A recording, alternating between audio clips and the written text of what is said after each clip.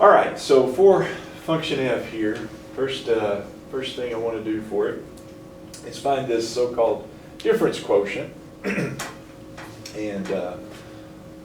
we did various ones, but this is one I want us to find for this particular function, f of x plus h minus f of x. So it's really just using the function notation, right, appropriately.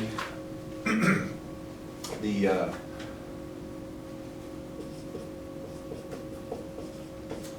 first part means just plug in, right? Plug in the x plus h for x. So that's going to be 2 and then x plus h squared. Just have one place to put the x plus h. And then the minus f of x, well, that's just minusing that. Now the big thing on that is it is minus the whole thing there. So let me just write it this way.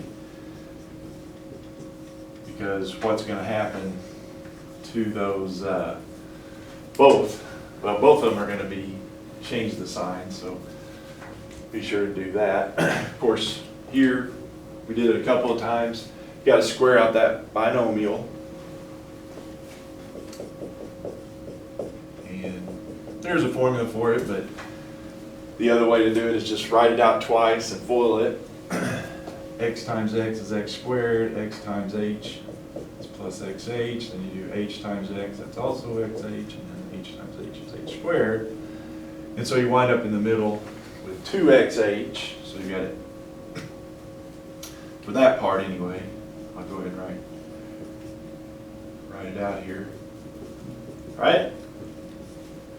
The x plus h squared is x squared plus 2xh, combine the middle terms. All right, then we got minus 10, and then like I was saying, that minus does distribute, be sure to do that, minus 2x squared plus 10. Because on these difference quotients, there should be several things cancel out, usually. And if you don't change that sign, all those signs don't mess that up. All right. So yeah, so we still have one last thing there to do as far as distributing, right? We still got the 2 here to distribute. Make it 2x squared plus 4xh plus 2h squared. We can go ahead and cancel, but let me just copy those down. Then we'll cancel all at once. All right. So yeah, like I was saying, this difference quotient is the way it's designed, I guess, we might say, things cancel. Lots of things wind up canceling out, eventually anyway. And that's the case here. Well, we got 2x squared, we got minus 2x squared, we got minus 10, and we got plus 10, and that, in this case, is what's left. So what's left here, okay, so we've got these two right here, which the other part of the canceling is usually what's left all has a factor of h in it. And that's the case here, right? We've got 4xh and 2h, so 2h squared, I should say. Yeah, that what's left has a factor of h in it, which means your h's are going to cancel, or some of the h's anyway.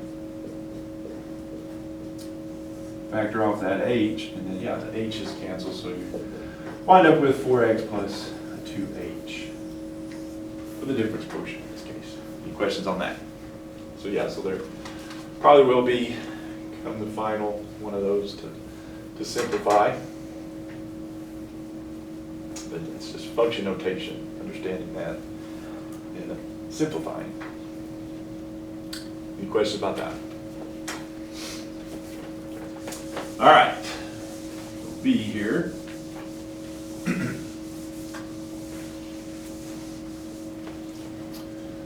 For this function is find the average rate of change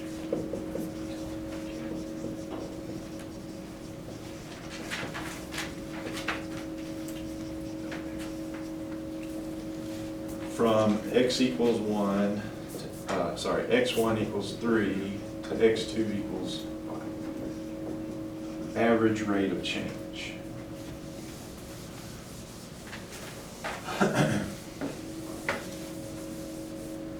Yeah, so we looked at another thing called the average rate of change. And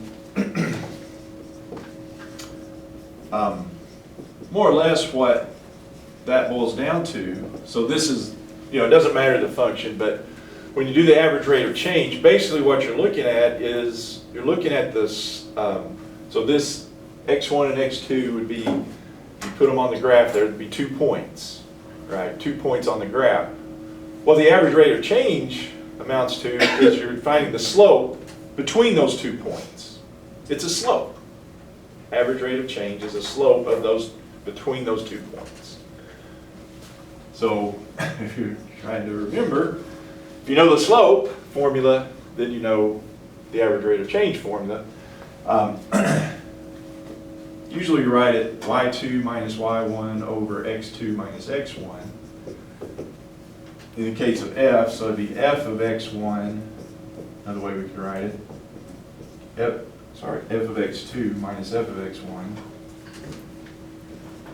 over x2 minus x1. Same thing. Yeah, that's all it is. It's a slope. Between those 2 points on the graph. All right. So in this case, our average rate of change is what? So it'd be f of the x2, f of 5, minus f of 3, first x, over 5 minus 3. Difference of the x. So it's difference of the y's over difference of the x's. Average rate of change.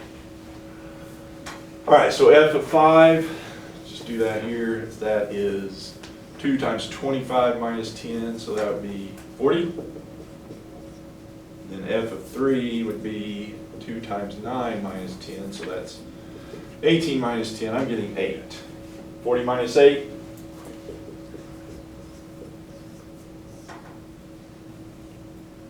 Over 2. Anybody believe that? Okay. So you got 32 over 2, so you got 16. So that's your average rate of change, and it means different things for different contexts, but as far as problem math, yeah, the average rate of change for this one is 16. 16. All right, any questions on that? Well, let me try to sneak C over here. Because it's, yeah, the zeros of f. What are the zeros of this function f? Same function.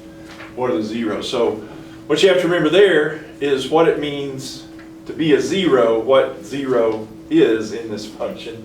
So if I'm talking about a zero of a function, which part is zero? Remember? F of x. F of x. Correct. Yeah. If you're looking for the zero of a function, the function value, or in this case, f of x is 0. That's what 0, and it's not the x is 0, it's the f of x, or whatever the function is. In this case, it's f of x. So, yeah, just make f of x 0. Solve that resulting equation. Which in this case, I'm going to add 10 divided by 2. You got x squared equals 5, so you got x equals plus or minus square root of 5, don't you? Those would be zeros. Yeah. So on zeros, 0 of a function means function value 0.